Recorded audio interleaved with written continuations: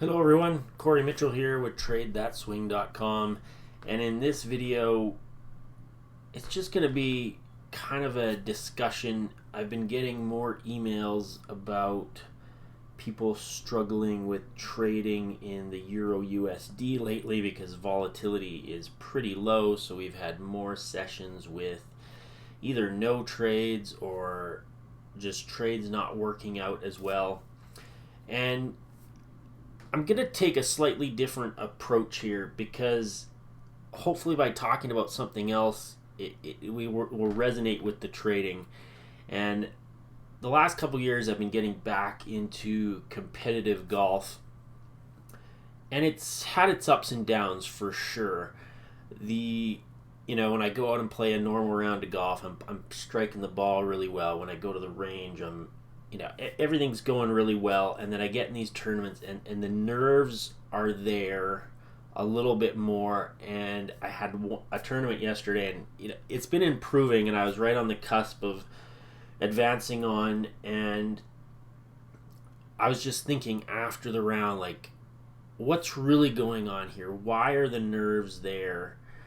And I always go back to my trading experience because that's an area where I have been able to excel, and I'm trying to pull parts of that from what I've done well in trading. How can I move that over to golf? Because we can be disciplined or focused in one area of our life, but maybe not in another. Maybe you're really disciplined with your trading, but food's a problem. You like to overeat or something, and that discipline hasn't quite moved from one area of our life to another. So just because we have kind of found mastery or being really good at something in one area does not mean we'll necessarily just be able to do something else good immediately.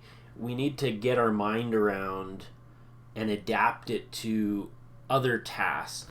And last night, I try to do this all the time, whether if I have a tough trading session, if I have a tough golf round, I go in and I write notes and I try to figure out what's going on. And it's like this extra work, which I think is really which drives us forward. And so you can see some of my notes here from golf the other day, and it's going to relate to trading as well because a lot of this stuff is really applicable. And so I'm just going to read through some, and I'll add in some extra insights related to golf or whatever. You can adapt it to whatever sport you're kind of looking at, and trading as well. So I realized that I wasn't hitting the ball great in this tournament. The nerves were a little bit there. We'll talk about that in a bit. But I still realized, wow, I can play really good golf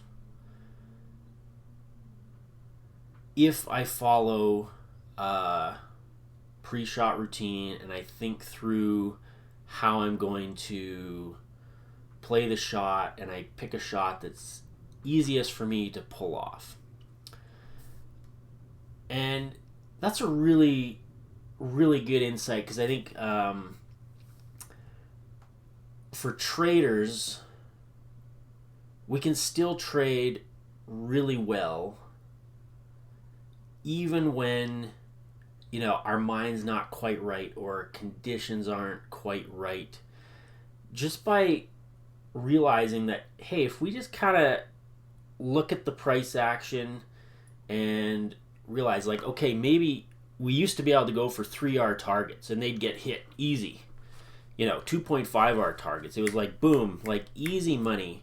But now the price action's a little choppier, it's a little smaller. Maybe that 1R trade is easier to pull off, 1.5R. Now, of course, we do have to consider, in trading, what's our win rate on this, what's our success rate. Same with a golf shot. Some days I say that may mean I have to hit 3/4 shots or a little punchy shot. Maybe I'm just not hitting the ball well, so I shorten up my backswing, and I'm used to hitting my drive 290, but maybe today, I got a big slice or a big hook going, or I'm just not making solid contact. Maybe hitting it 240 or 250 and just getting it in play, I'm going to score a lot better than if I keep trying to force that 290 yard, 300 yard drive when I'm just not there today. It's not there. And how many times while you're trading or on the golf course have you tried to force it, and how often has that worked out?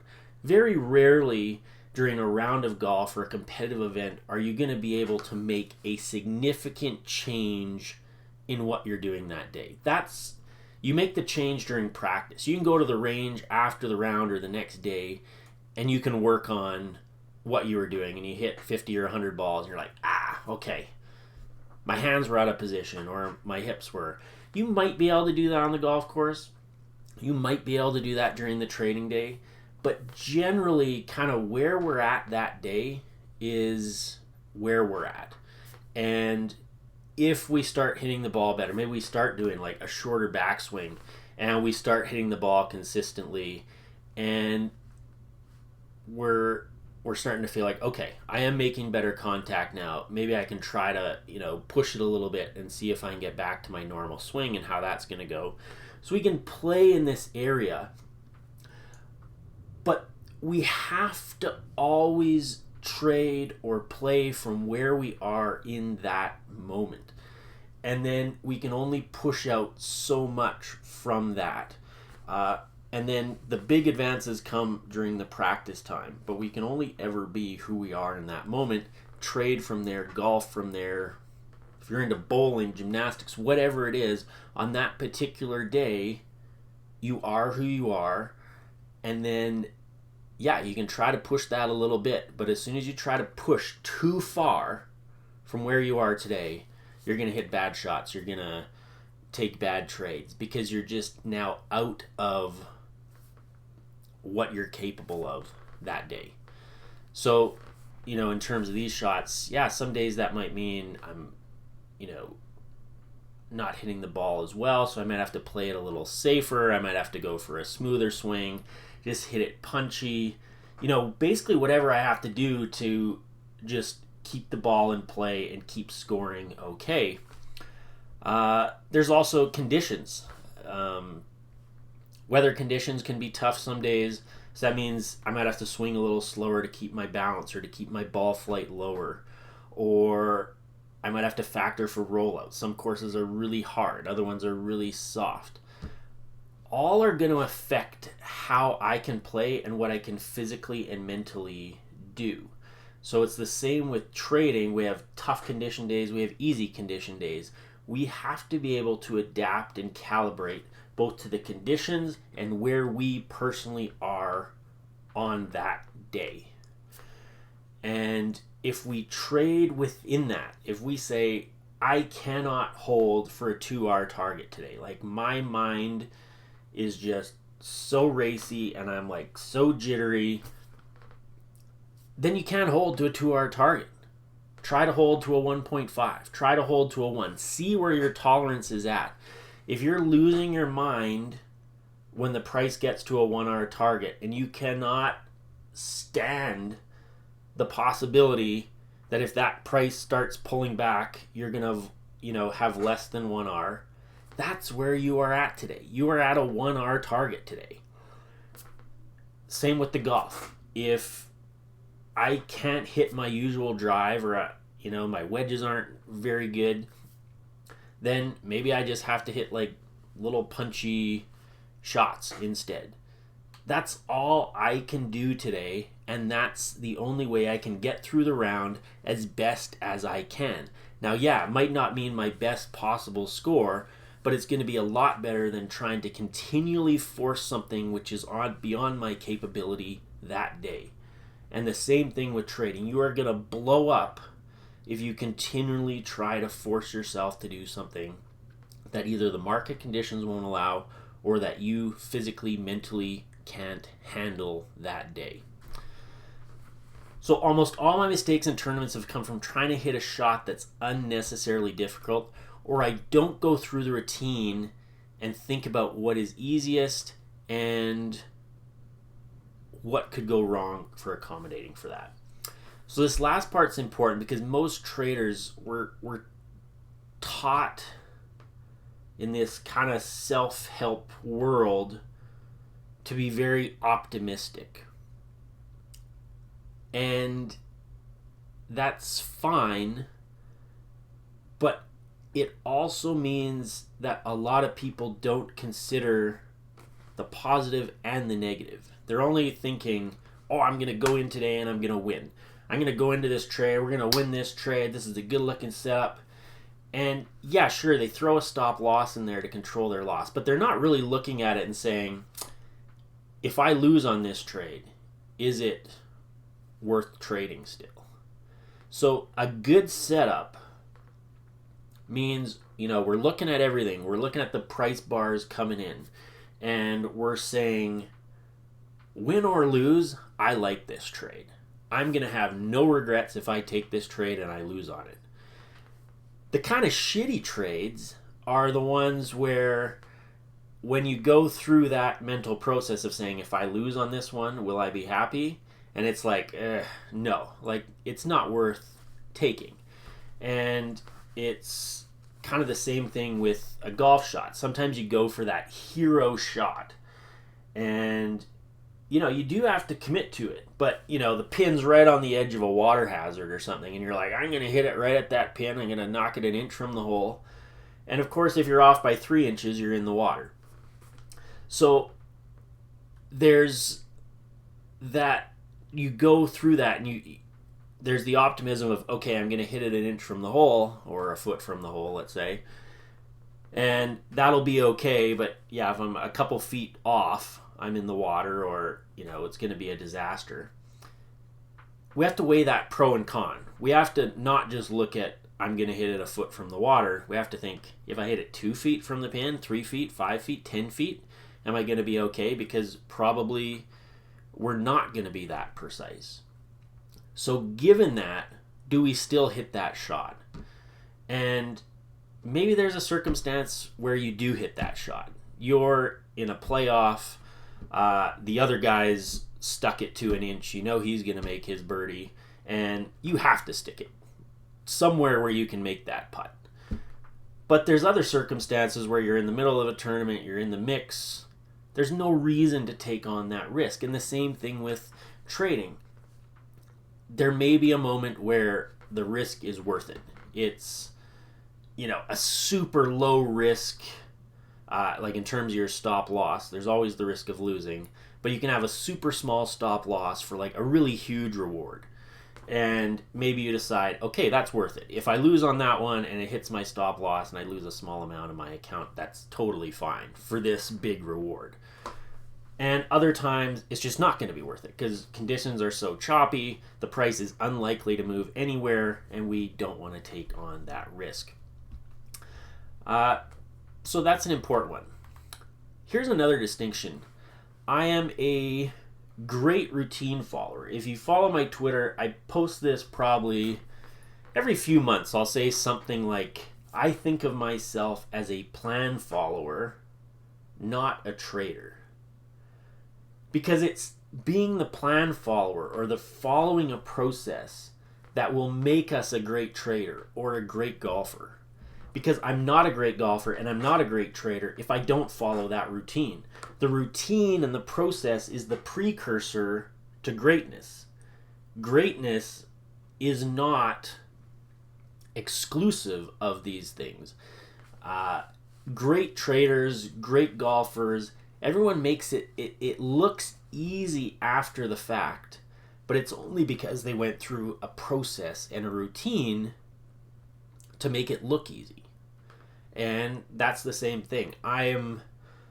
If you look at just one of my day trading charts in hindsight, or just that I post, it looks so easy. It's like, oh, he avoided that.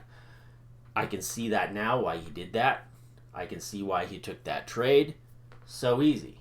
But then you go to do it, and you don't understand the immense amount of basically all we've discussed today, the mental process of constantly calibrating what I'm capable of, what I'm feeling, what the market conditions are. And the same thing with a golf shot. You look at the golf shot, you watch the guys on TV, you see that they go through a process, but you don't necessarily know what's going on in their head. And they hit a nice shot, and you're like, oh, that looks so easy. But of course, there was a huge amount of practice outside of those rounds, but then also in the round to be able to pull off those shots. It is a process-driven thing. So this is an important realization. There's also a problem with, as soon as I say I'm a trader, and I was telling my partner this the other day, because she kind of knows a little bit about trading, but I was saying, like, even though I've been doing this day trading for almost 20 years now, and I know what my trading is, but there's still this idea from other outside influences, whether it's just other traders I see, or because you're only seeing a snippet, right?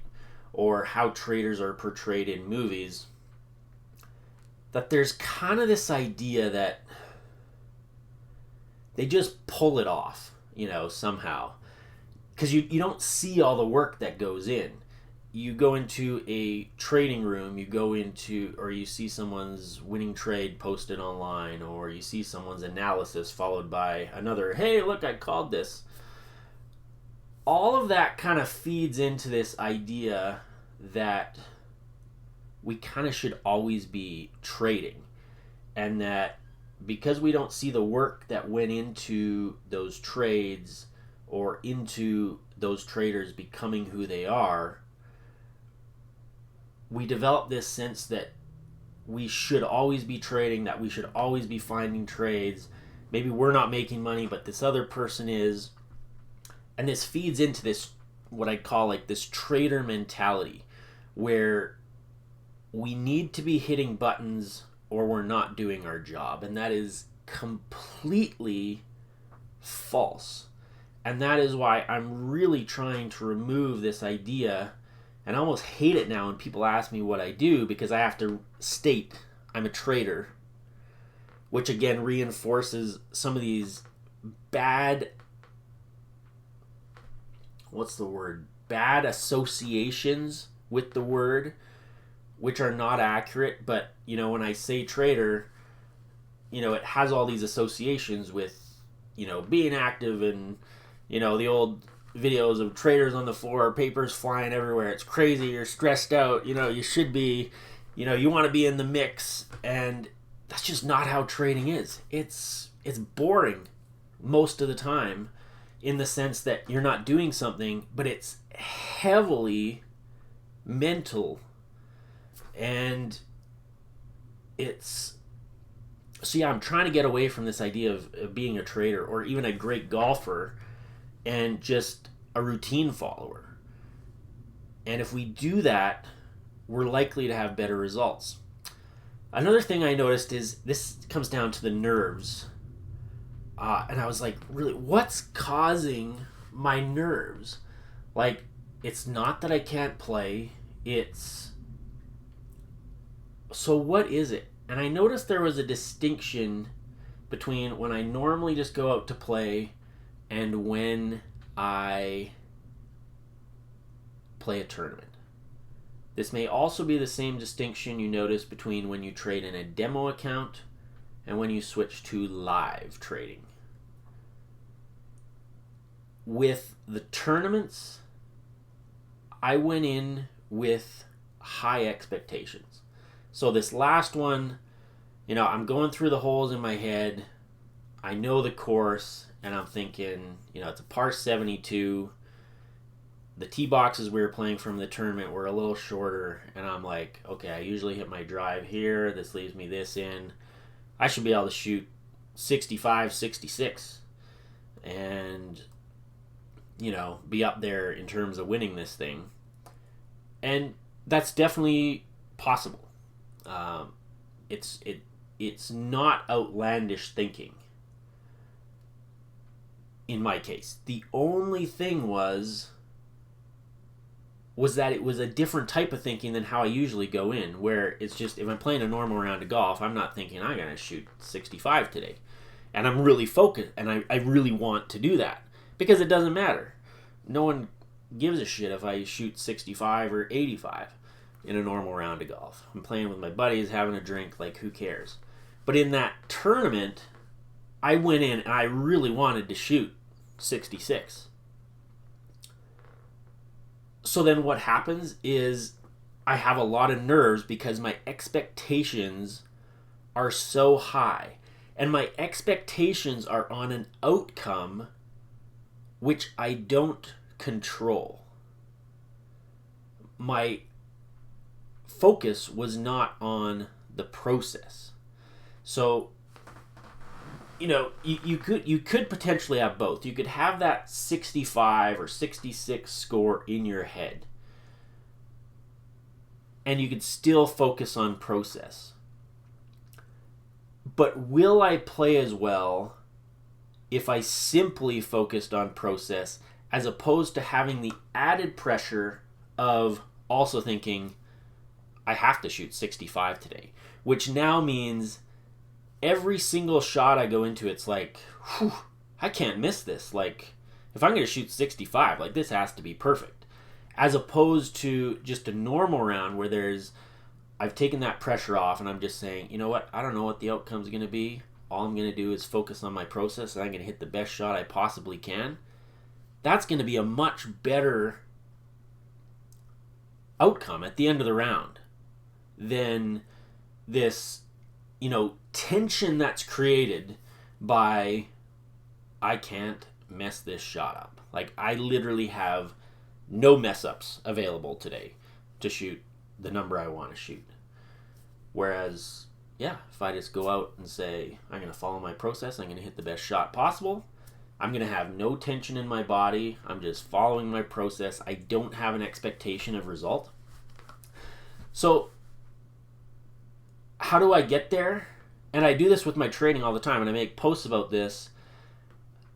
I'll have a lot less nerves if I just go in saying, you know what, I'm going to follow my process, and you know what, if I play shitty, who cares?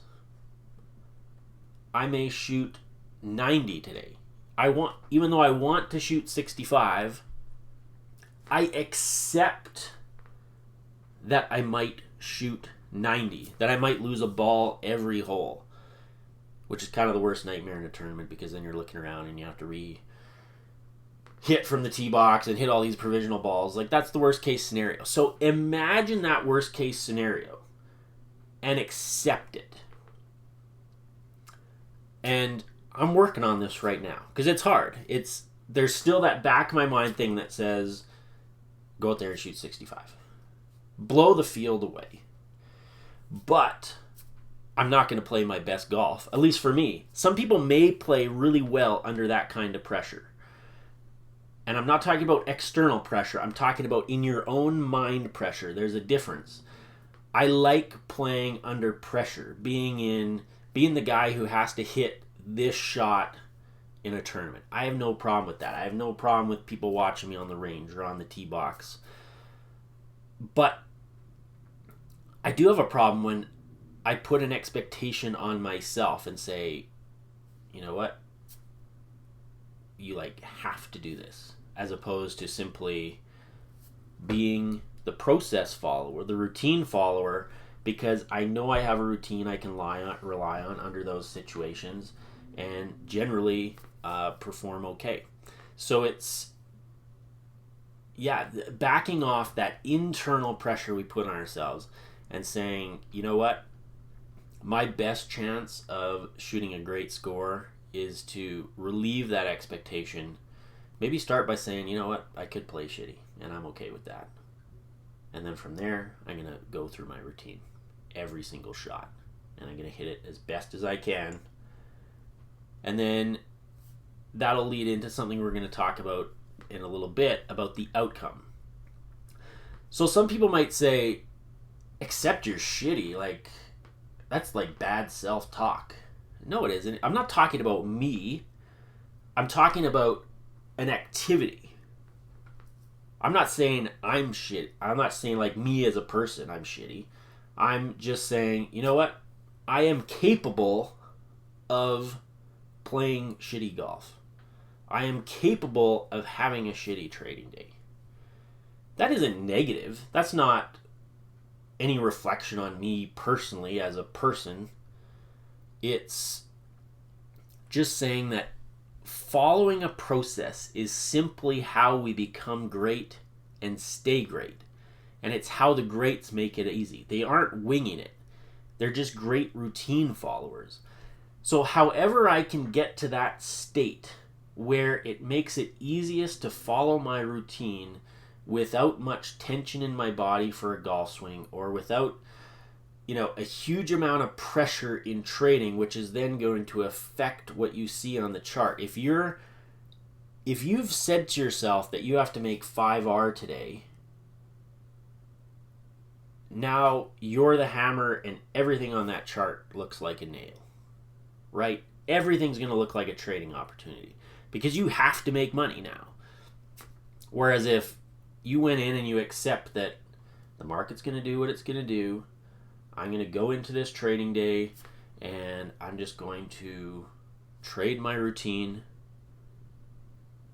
and I'm going to check in with myself, see where I'm at. I'm going to trade within my lane, I call it. That's basically trading within your own, like what we talked about at the beginning, within your own mental conditions, your own physical conditions that day, kind of where you're at with your trading. Sometimes we're not trading as good. We're not seeing the patterns as well. Other times we're trading really well. That all affects, how aggressive we can be. The conditions affect how we can be. So it's like this constant check-in of where we are, so we can stay in our lane. We're going to trade much better that way if we just go in and say, I don't know what my profit's going to be today. I might lose today, and that's okay, as long as I did these constant check-ins through myself and I traded according to my plan for each of those trades. I do something called commentating while I trade, which is basically while I talk through the price action. I check in with myself. I notice any feelings I'm feeling. If I'm feeling really anxious, then I factor that in. Maybe I can't hold for the full 0.25R target. I'll put my target out there, but I'll maybe use a trailing stop loss or something, just because I'm a little anxious and I'm probably going to mess that trade up anyway if I don't accommodate for that anxiousness. So that's a little bit of another thing. So the round, this is another big thing for trading too. The round is played against myself, not against the course. I get to decide how I play it, how I swing the golf club. I don't control the outcome. That I could hit it right down the fairway, hit the sprinkler head, and ricochets right into the water. Like, I can't control that. But I can control my process and hit the best shots I can. And if I do that all the time, more often than not, if you hit a great shot, it's going to stay a great shot. If you hit great trades, they're going to stay great trades. If you don't control your process and you start taking mediocre trades, or trades that don't align with who you are mentally, physically at that moment, or don't line up with conditions, then you're not going to trade well. You're not going to play well.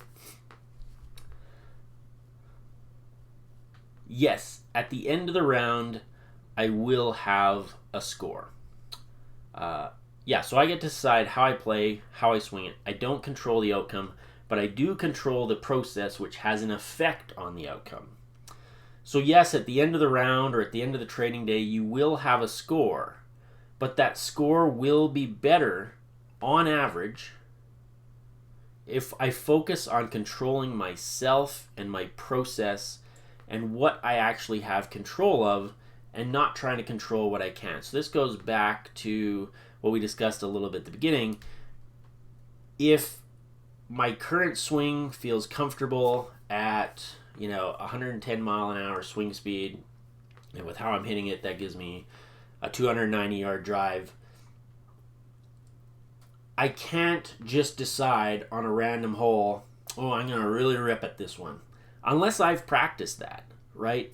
If I haven't gone up those extra few miles an hour in my golf swing, who knows what's going to happen, right? If I'm comfortable at 110 and hitting at 290, that's where I'm at until I've practiced going higher. And if I go out and practice and now I have a 110 mile an hour swing and I have a 115 mile an hour swing for when I want to go after it a bit, that's fine. But until I've practiced that, I can't bring it into, a tournament or something like that where, there's a little more on the line because I haven't practiced it. And the same thing goes for trading. To control our process means we need to know what we're doing. And if we're always kind of changing the rules where we're swinging way out of our comfort zone, then we're just not going to trade well. So some examples of this, someone who starts out trading, they have like a couple good days, and so they're like, okay, well, I have a bigger account. I've been trading small. I'm gonna increase my position size, and they make a big jump up, and all of a sudden now they are way outside their comfort zone because now all those numbers start to look a lot bigger. They're thinking about the results more. They've moved back to outcome focus as opposed to process focus because an external factor made them, change their mental state, right? Now you're trading a bigger position size, so that changes your internal mental state, makes you more outcome driven as opposed to process driven. Same thing happens to me in tournaments, right? I get the jitters because something external has happened which changed my internal state. But I can change that internal state by progressing, right? Instead of making that huge jump in position size, you can increase gradually. If you're comfortable at a 1R target and you have a really hard time holding to 2R targets, you're at a 1R target. You're hitting the 290-yard drive comfortably, but you're not up to 350 yet. So you have to go to the 1R target and then do that for a week. And then maybe the next week bump it up to 1.1. And then the next week bump it up to 1.2. Do it incrementally. You're not going to be able to make the huge jump consistently in a day. Just like generally we're not going to be able to go from an average 290-yard drive bumping it up to 350. And if you don't think that, man, so I hit the ball, like I'm a decent distance, but there were guys in the turn, like they were 70 yards past me, like every drive. And so they've worked on that, obviously, and that's where their comfort zone is now. Mine's here, theirs is up here. Same with trading. My comfort, I'm, pretty good at going for 2.5, 3R targets. No problem, right? And in good conditions, that can happen multiple times a day. Newer trades, that might be really tough to get one of those, or it's, super crazy, stressful internally to get that because the time and the reps haven't been put in to get there. I started out with smaller targets. My original day trading targets were 1.6 to 1. And when I kind of started using a risk reward, when I first started, it was more just like trade with momentum, get out when it's gone. But when I started using more a risk reward approach, they started out at 1.6, then they went to 2, then 2.6, 2.5. And that's where I've kind of found like that's my kind of sweet spot. But I found that by starting small and moving up. And I think that's kind of missed sometimes in the courses.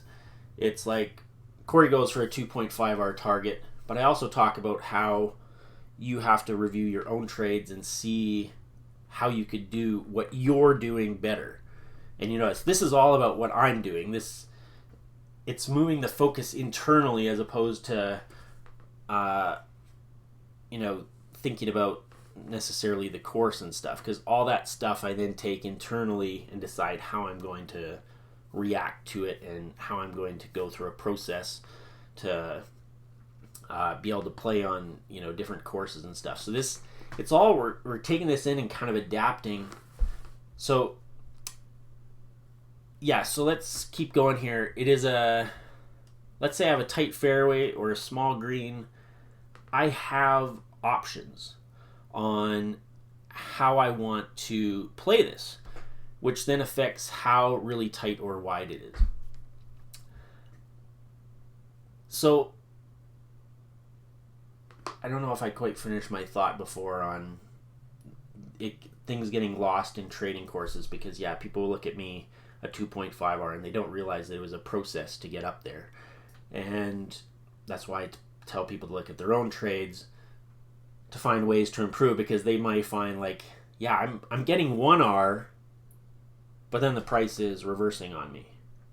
So maybe 1R is all you can take, because for whatever reason, the trades you're looking at, the conditions you're trading in, they're giving you a 1R profit and then reversing.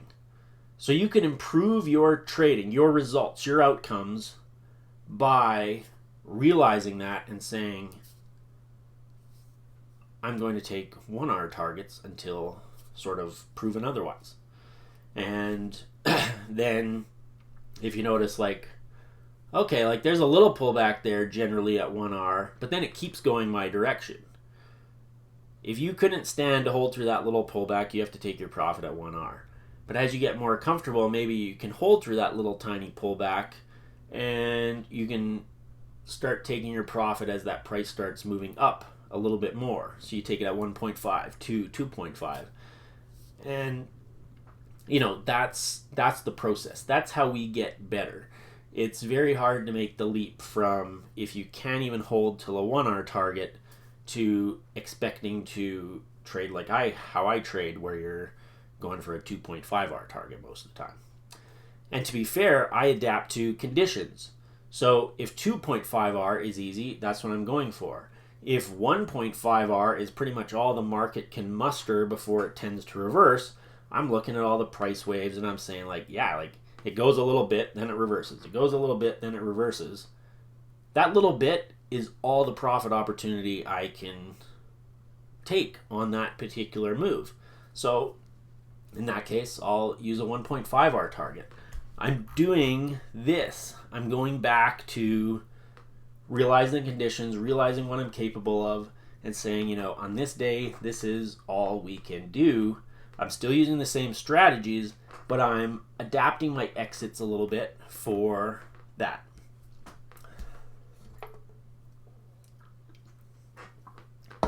So it's a tight fairway, a small green, or it's tough trading conditions. We have options, because that will affect how really tight or wide it is. If I go through my swing rehearsal, I can rehearse what I do to hit it straight, you know, down this tight fairway. The routine handles it. Assuming I've put in the practice to be able to hit the ball straight, then going through the routine just rehashes that information, and, you know, I should be able to hit it straight. Once that shot is committed to, I try to think of it like, so I'm standing over the ball, the fairway's here, I'm looking at it, I decide on my shot, I've rehearsed it, I get up to hit it. Once I'm centered over the ball and I'm looking down at it, everything else can disappear, right? Now it doesn't matter how tight that fairway is. I don't even have to think about it, and shouldn't think about it, because I've already factored it in. It's a done deal. As long as I commit to that shot, it doesn't matter how tight that fairway is. We just do what was thought through and rehearsed and committed to, and we let go of the result, right? It's not about the expectation of the outcome. It's about following the process. Because I can't control that ball. If it hits a little knoll in the middle of the fairway and bounces into the trees, I can't control that. But I did hit a great shot. Now, next time, or I can look at that and say, when I go through a thought like this, can I say, was that my mistake to maybe not notice this big hill in the middle of the fairway that kicked my ball into the fairway? If it's a sprinkler head, of course I can't see it. That's just random luck. No need to change anything. But if I'm noticing constantly that, hey, I'm like not really noticing some things which are ricocheting my ball all over the place, or I'm not noticing the slopes in the greens, which leaves my ball over here because it slid away from the hole, those are things I do want to eventually incorporate into my process, because now these things are affecting the outcome, so I can look at how I can incorporate that into my process, so that once I've committed to that shot, I no longer have to worry about it. Right? Because if outcomes aren't going in your favor, if the scorecard at the end of the round isn't what you want, we can go back to the round and look at where were areas where we can improve. Eliminate the random events, the sprinkler head bouncing off, the bad bounce or whatever. But if there's things that we consistently do that aren't good, so I noticed on a few chips, like I'd kind of survey the green a little bit and I'd be like, okay, it's rolling right, but I didn't do the mental work. It was lazy. I didn't do the mental work of like really looking at it and saying like, okay, I have to hit my chip here. This is I'd kind of aim it in the general direction, but I wasn't really picking a spot. And I also wasn't considering like, is this going to check up or is it more likely to roll out? Is it, so just a few little mental lapses on a couple chips in that tournament. And it just made me realize like on my chipping, I need to be a little bit more thorough with my process. I'm generally a pretty good chipper, so it was a little bit of arrogance, just that I can just get up and hit this and it'll be good. We'll talk a little bit about that at the end. Just what was thought through and rehearsed. I don't control the result. The ball will go where it goes, but I do control the process, helping to direct the ball where I want to go. And then the extension of this is then by controlling our process, we help direct the results where we want them to be, but without getting too bogged down in high expectations. We don't want to go in with the expectation that we're going to make 5R today. But if in our practice sessions and we're constantly going into how we can improve, where the problems lie, how we can incorporate that into our process to help direct our process, which then helps direct our results in the right direction, we're going to have more of those better days, right? We might not always have the exact amount that we want. We might shoot 67 instead of, we kind of wanted to shoot 65. Or, if you're a newer golfer, you might shoot 102 when you really wanted to break 100 for the first time. We're all at different stages and we have to accept that. So now, a final thought, which I haven't put in here, is that, it kind of goes back to this expectations, actually. So I wrote this all out and I felt like a big weight kind of lift off, and I was like, okay, I have found where the problem is in these tournaments. What did my thinking go to immediately upon thinking that? I'm going to shoot 65 in the next tournament.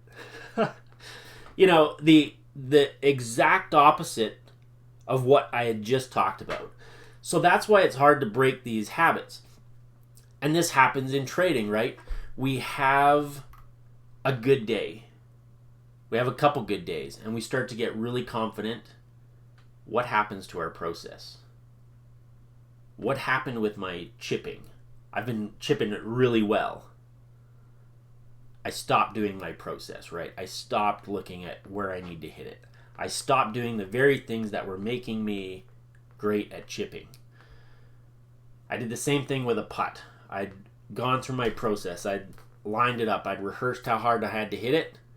Over the ball, I just adjusted my putter head slightly and missed a birdie putt because of it. Even though I'd gone through my whole process, I'd been putting well, so it was kind of like screw the routine. Even though I went through it, I adjusted it after I did it, and it was kind of like I just messed up my whole routine by doing that. So this arrogance can easily creep in, which gets us back from our routine. And whenever we have a realization, whenever we have a light bulb moment, the irony is that we need to be very aware that we don't end up creating the same mistake again because we get arrogant that now we know what to do. So I really had to, because I had this thought again. I'm like, okay, I'm going out to play in a little bit here, and this is just a normal round. But I had these thoughts of like, oh man, I've got it like really figured out now. I'm going to go out there and I'm just going to kill it. Whoa, man. What did we just talk about? It's not about the outcome. I have no control over that. I cannot go out there and kill it, outcome-wise. All I can do is focus on my process and kill my process every single time. And that's how the outcome's going to come. But as soon as I start thinking, I'm going to shoot 65, I'm going to shoot 65, I'm going to make 10R today, that's when the problems arise. So just be aware, if this provided any kind of little light bulb moments, just really think about what that light bulb moment was, and then how is that going to become a process. And anytime the high expectations about an outcome come in, I would say we're generally on the wrong track, and we need to get back to just being a great routine follower. So I finished recording that, and I felt there might be a question at the end.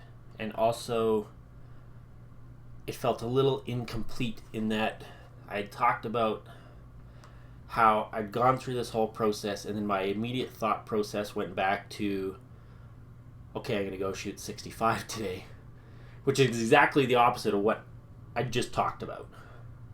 So how do we start to change that thinking process?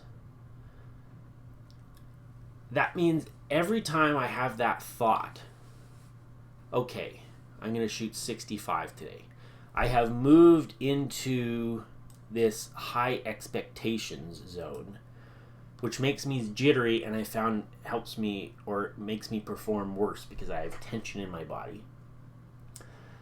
Or you're expecting a certain thing from a trading day when that trading day may not produce great conditions for having a 5R day, or the course or the weather conditions or my physical state that day may not produce the conditions to shoot 65. I cannot control that specific outcome, but I can control the process. So as soon as I have that thought of shooting 65, I need to get better at recognizing that and saying, oh, I'm in high expectation zone. I don't perform well in high expectation zone. What do I have to do? I need to go to this. So every time I have that high expectation, I need to think, ooh, I'm actually not good if I don't follow a routine and I have these high expectations.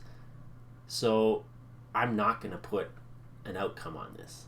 I am okay if I go out and shoot 90 today if I follow my process.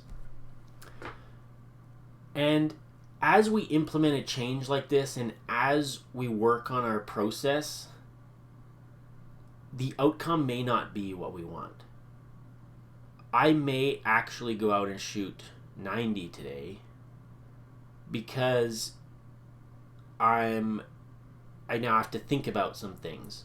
If you think about this in trading, like day trading, you have a split second to make that trade. But if you realize, I only thought, you're seeing a trade set up and you have this thought, oh, this is a winner, I'm going to win on this one. That might not be a good thought process, right? Because you haven't considered the possibility that you might lose.